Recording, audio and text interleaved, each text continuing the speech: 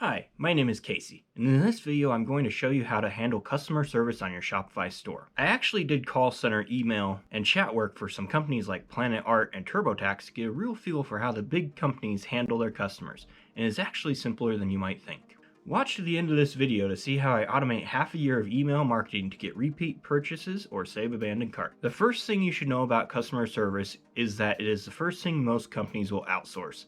So that's why we usually get someone from India or a heavy accent on the phone when we call in for help. It's because they're just generally cheaper and it makes more sense for companies on a budget to hire people in those countries. However, customer service is still very affordable even for your typical Shopify dropshipping store. And what I would do is I just go on Upwork and search for customer service reps or customer service professionals and look for people specifically from the Philippines because they charge the lowest rates. And I still wouldn't go into customer service automation until you were gaining some profits, and then you just take some of your profits and hire out the customer service. I'm still doing customer service myself, and the experience I had with those companies I mentioned earlier was very helpful. And if you like this content, please like and subscribe, and let's get further into this. So there are many channels for customer service. Most of the time, a drop shipping store will use email as the primary, and that's fine. Email, you can do it. But what you want to do with the emails is start out your email with a good branded email. So when someone contacts you, even if you have just a Gmail account with your brand name as the first and last name, that's fine. I have had no issues with that. You don't need anything fancy like G Suite or anything like that. So I just have my brand name at gmail.com. And I say, hello name, so hello Barbara, Sam, whoever it is. Thank you for contacting brand, your store name. And then answer the question.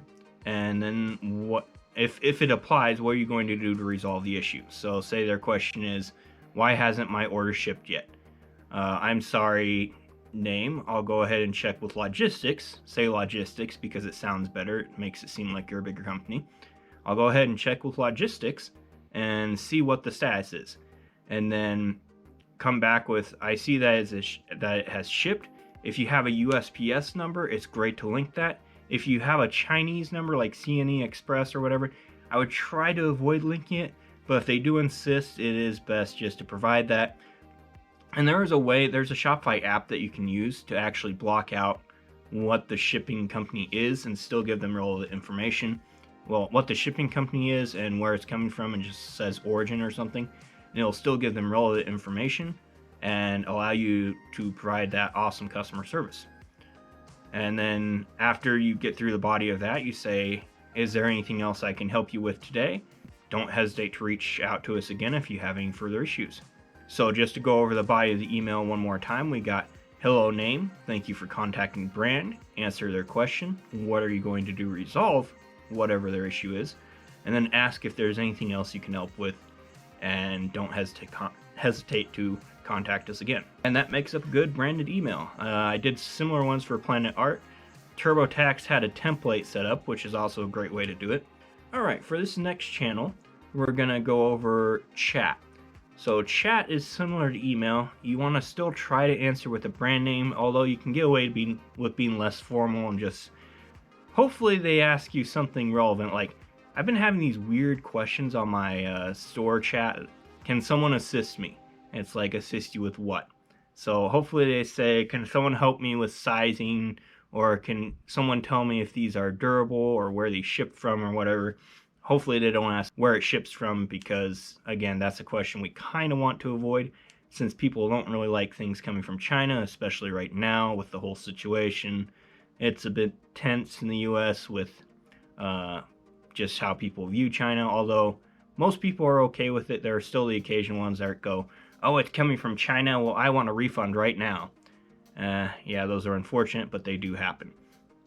But anyways, back to the whole chat channel. So with chat channel, I use Vitals. Vitals has a lot of chat options. It has all-in-one, it has WhatsApp, Instagram, Facebook. So I've been experimenting with Facebook recently, and I actually did recover a sale pretty quick, or actually I've gotten a couple sales with that, and SMS Bump. So those are two apps that are great for chat situations, SMS Bump and Vitals. So what you want to do is just say what they have. You want to skip over the hello name, or you can still say hello name. Thank you for contacting brand. Our sizes are this, or our shipping is this many days. And then ask if there's anything else you can help with. And then you are very welcome. Thank you for contacting brand. So just, yeah, keep it simple. People like to try and complicate this and make it like way harder than it is. But customer service it should be simple, to the point, but most importantly, just get back to them. That's the primary thing about customer service, and where most drop shippings fail horribly is their customer service is just terrible. And you gotta kind of think of it how you would think of if you were the customer. What would you want done? What would you would want a prompt response, and at least the idea that someone's looking into it, right? So now that we've gone over email and chat, let's go over the final customer service, the one that I've never used for my dropshipping store, just because I don't want people calling me at weird times. I don't want a bunch of things happening. But once you automate, it might be good to use a phone number, and you can use Grasshopper or Google Voice to get a number that's a customer service number, so you know when someone's calling that to answer with, hello, thank you for calling brand. How may I help you today?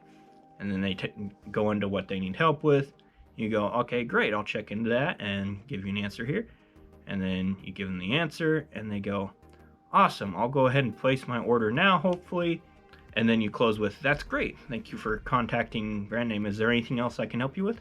And they should say, no, thank you, you were great, and then hang up. And that's your phone channel. Like I said, I have not experienced this, but I have done phone support for both Planet Art and TurboTax, so I know how it goes. But the most important part of customer service with any of these, so phone, you got to answer immediately. But if they're chatting or they're emailing, be sure to answer within 24 hours. That's the magic number. Get back to them within a day. I don't care if you have to wake up and check your email, or if you just get done with the movies and check your email and it's been a couple hours. That's fine. Just get back to them as soon as you can with some sort of answer. Don't ignore it. Don't, whatever their question is, try and give them something, even if it's a non-answer, like, I'll check with logistics and see what the status of your package is. Even that simple response is better than nothing. Alright, so now that we have all the email, or all the customer service channels laid out for you, the email, chat, and phone, and how to answer and deal with customers there, let's go to the bonus section, Seguno. So Seguno is actually an email management program, and I'm going to go ahead and show you this on my computer in depth, but basically what I do, go through and make a sequence, and it allows you to automate a sequence for as long as you want. So what I did with my sequence is I just basically said, I talked about my product, and I do information emails. Every couple weeks, I'll send them an email about a section of products and why they're great and why they might benefit them. And that's it. Don't spam them. Don't send them emails every day, but maybe every week, every other week.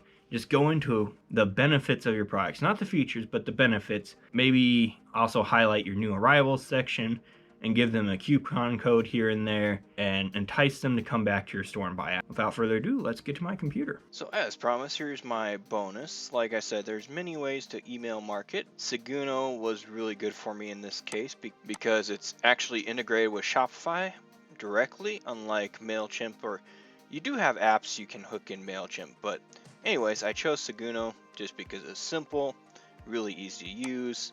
So let's go in here. So what I did is I went in their automations. They have a lot of really useful automations here, and you can even add more for product purchase or customers tagged. So it sacrifices a bit in customization for ease of use, but not a whole lot. So what you can do is you can just go to your welcome email, and I have a decent amount of click rate and whatnot, but what I can see here is, for the most part, only the first one is super effective. Some people open the next ones, but basically what this does is this is telling people about their order, what's happening with it, showing them other collections. So what you do is just set up an email, you add another one. So yeah, it's literally as simple as just adding another one, setting up your template, and there you go. Okay, so it doesn't look like I set it up for 6 months or whatever, but you could. So I set it up for welcome. I wait 8 days and then I send them this email talking about products. I wait 3 more days and send them another email. And these are informational emails. So I talk about why the product is good, what the benefits are, and then I show them examples. And hopefully that will result in a purchase. But yeah, so what you want to do with these is just this is a welcome email. So when they sign up, when they subscribe, it sends them this immediately, thanking them for the subscription and giving them a discount code. So this is a discount code here. This one then goes in and talks about products and why they're good. So 5 weeks, it's a little over a month of automation, but you can go as long as you want. So like I said, you can recover abandoned carts with your own setups. You can put all these templates, and since it's integrated with Shopify, it's really, really well set up to where you can just, with a couple clicks, get an email sent up. You can set up a newsletter to send to certain tag people. Like I have Valentine's Day, birthday, Easter, something about COVID. Send coupon codes whenever there's something like Memorial Day weekend was the recent one, and this one will remind them when they're expiring. So if their discount's about ready to expire, you can possibly get them back in the store and make a purchase before that happens. And of course, abandoned checkouts, you can send things to new purchasers, people have repurchased.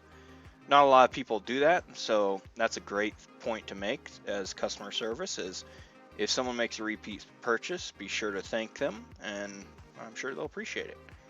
You could request reviews, lapsed purchasers, so if they haven't purchased in a while, say a couple months, I send them a discount code, then send them another reminder email, and then I just let it go. But yeah, I mean, so these email automations can potentially bring back a customer for like 3 months, and then any sales newsletters you send out will help as well. And Seguno is just super affordable, let me see what my settings are for my bill. Yeah, current charge is $10 per month for 400 subscribers. Once it gets to 1,000, it'll upgrade me again. That's perfectly fine. So yeah, that's about it for Seguno. I hope you got some value out of this, and like I said, try various ones. Try MailChimp, try Klaviyo, try Seguno, and see which one works best for you.